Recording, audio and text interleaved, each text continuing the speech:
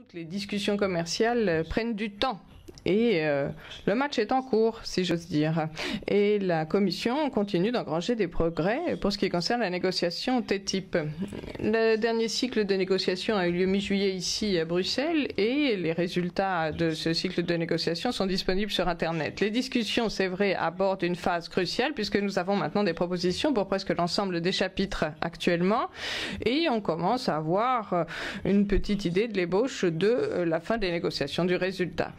La commissaire et le représentant américain du commerce continuent les discussions et ils pourront faire le point sur ces différents progrès à l'occasion du Conseil informel commerce à Bratislava le 29 septembre.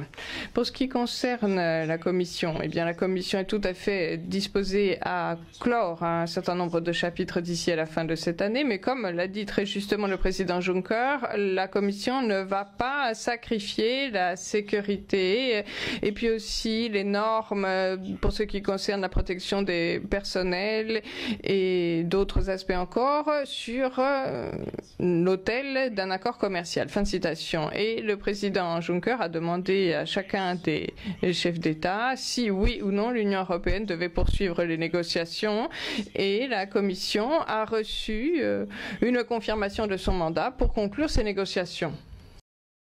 Lors du dernier Conseil européen et justement parce que nous approchions une phase critique, complexe, peu importe l'adjectif, à vous de voir, une phase en tout cas délicate des négociations, le président Juncker a interrogé chaque chef d'État de gouvernement individuellement afin de s'assurer qu'il avait bien un appui politique lui permettant de conclure et de boucler l'accord d'ici la fin de l'année, sous réserve bien évidemment des points que j'ai mentionnés.